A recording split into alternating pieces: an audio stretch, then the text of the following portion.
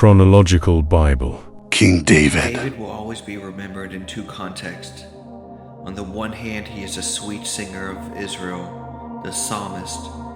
But on the other hand, he is the man of war who defeated Israel's enemies. His son Solomon also had a dual claim to fame in the Bible. King Solomon. First, he is the one who constructed the temple. Second, Solomon is particularly tied to the wisdom traditions of Israel. Solomon's request for wisdom. 1 Kings chapter 3 verse 1. Solomon requests wisdom, son of King David. Now Solomon made a treaty with the Pharaoh king of Egypt and married the Pharaoh's daughter, and then he brought her to the city of David until he had finished building his own house and the house of the Lord and the walls all around Jerusalem. Meanwhile, the people sacrificed at the high places, because there was no house built for the name of the Lord until those days. And Solomon loved the Lord, walking in the statue of his father David, except that he sacrificed and burnt incense at the high places. Now the king went to Gibeon to sacrifice there, for that was a great high place. Solomon offered 1,000 burnt offerings on that altar. At Gibeon, the Lord appeared to Solomon in a dream by night, and God said, "Ask, what shall I give you?" And Solomon said, "You have shown great mercy to your servant David my father, because he walked before you in truth, in righteousness, in uprightness of heart with you. You have continued this great kindness for him, and you have given him a son to sit on his throne, as it is this day. Now, O Lord my God, you have made your servant king instead of my father David.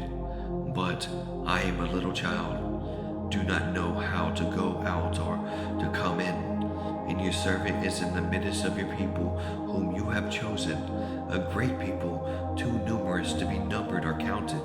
Therefore give to your servant an understanding heart to judge your people, that I may discern between good and evil.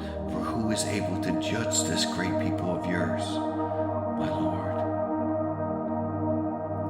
And the speech pleased the Lord, that Solomon had asked this thing. Then God said to him, "Because you have asked this thing, and have not asked a long life for yourself, nor have asked for riches for yourself, nor have asked for life of your enemies, but have asked for yourself understanding to discern justice.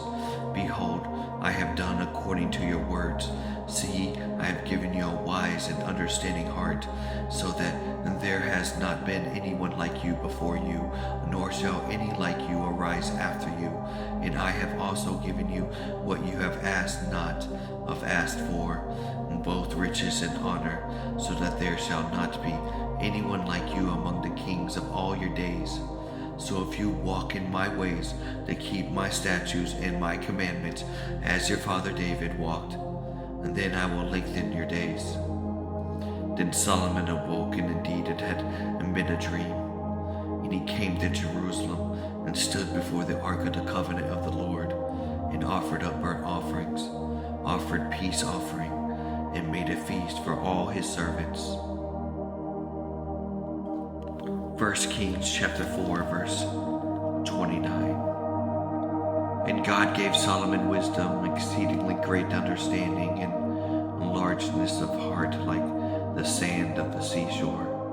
Thus Solomon's wisdom excelled the wisdom of all the men of the east and all the wisdom of Egypt, for he was wiser than all men. 1 Kings chapter 4 verse 26.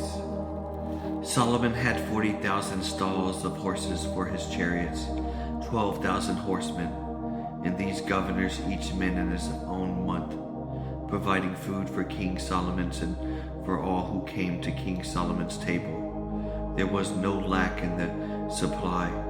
They also bought barley and straw to the proper place for the horses and steeds, each man according to his charge. And God gave Solomon wisdom and exceedingly great understanding and largeness of heart like the sand of the seashore.